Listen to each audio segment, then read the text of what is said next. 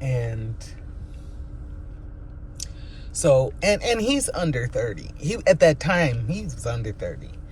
So not just, and look, you may think there's only women, young women. No, there's young women in my house. But there are young men everywhere that call me mom or auntie or queen or empress. Well, they call me empress mostly now, but I show up at them. I show up at their events when they need encouragement and everything. Like I got one with Josiah Shack Mighty Joe. If he has I can't go to all his fights. He's a boxer, up and coming boxer, and he is great. When he needs like his people there, me and my family, we round up, Micah, we round up and we there. Because that's my godson. And I show up for them. My grandsons. My family is not all blood.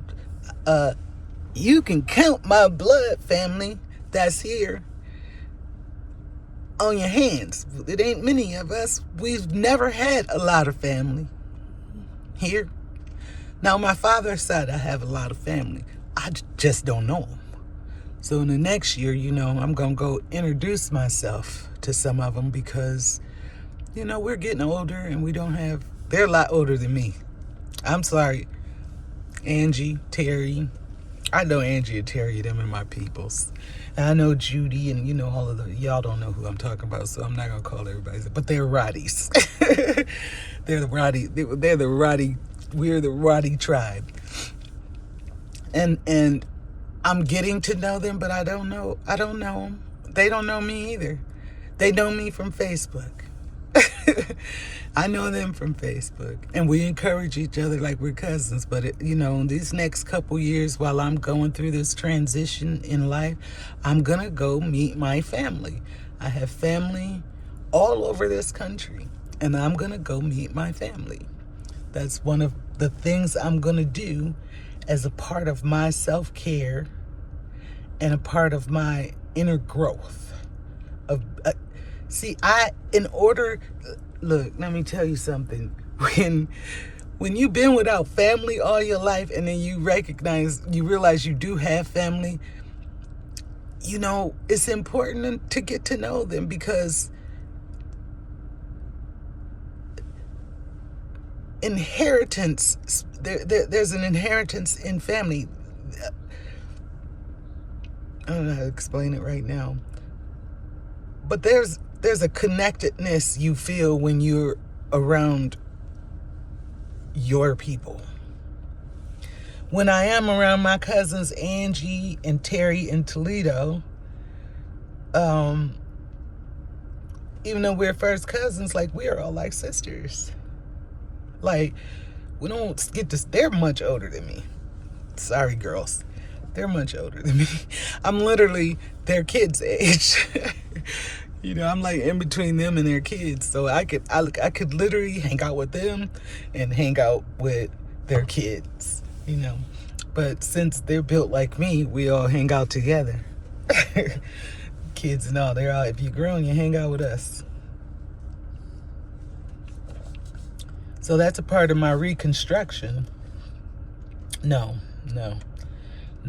That's not a reconstruction. Let me reword that, because a reconstruction means that you're rebuilding something that was destroyed. No, that you're trying to put it back.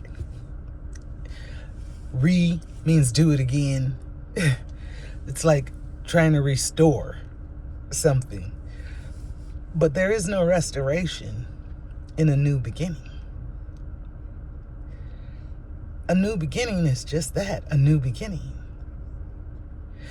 There's nothing to restore. There's nothing to restore. It's a complete new beginning.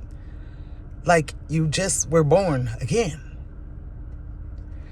And so everything, good Lord, everything that something just came to my mind that happened in 1993. And I'm going to pause right there and share this with you.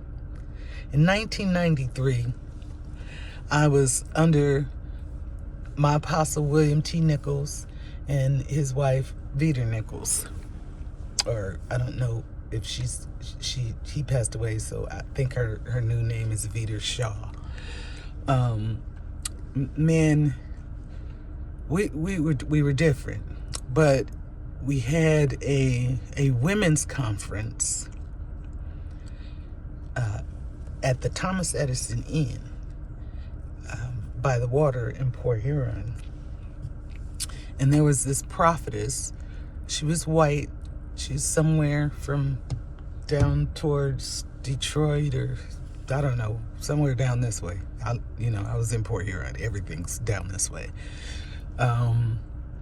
And her name was Barbara Yoder. And during her ministry on the altar, I was way in the back. She called me out. She called me out, and I went down to the altar. And I really don't like being called out. I really don't like being called out. Because sometimes I don't know if people are in their emotions or they're really hearing from God. But I heard her out, and she said to me, I see your life being shattered into a million pieces. She told me this in 1993. I write it in the beginning of my book. But God is going to put those pieces back together of your heart, the pieces of your heart back together. And when you're healed, you won't look like you look now. You won't think like you think now. You won't walk like you walk now. When he rebuilds you, you'll be different. Now, if I ain't never met a prophet, that was a prophet. Because I'm walking that word out right now.